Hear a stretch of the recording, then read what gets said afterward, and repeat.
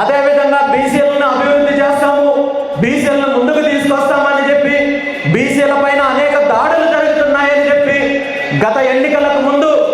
అనేక రకాలుగా ప్రచారం చేసిన చంద్రబాబు నాయుడు గారు అధికారంలోకి వచ్చిన 13 నెలలు పూర్తయినప్పటికీ కూడా ఈ రోజు వరకు కూడా బీసీలకు సంబంధించిన రక్షణ చట్టానికి సంబంధించి ఎటువంటి అడుగు ముందుకు వేయలేదంటే గత దశాబ్దాల కాలం నుండి ఏ విధంగా బీసీలను మోసం చేస్తున్నారో అదే విధంగా ఇప్పుడు కూడా మోసం చేసే ప్రయత్నం చేస్తున్నారు తప్ప మరొకటి కాదనే విషయాన్ని మనం గమనించాలి. వీటన్నింటిపైన కూటమి ప్రభుత్వంలో ఉన్న ఎంపీలు, ఎమ్మెల్యేలు, మంత్రులు చంద్రబాబు నాయుడు గారిని ప్రశ్నించే పరిస్థితుల్లో లేదు. అదేవిధంగా ఈరోజు రాష్ట్రంలో ఉన్న బీసీ సంఘాలన్నింటికీ కూడా నేను పిలుపునిస్తున్నాను. ఈ ప్రభుత్వం ఏదైతే హామీ ఇచ్చారో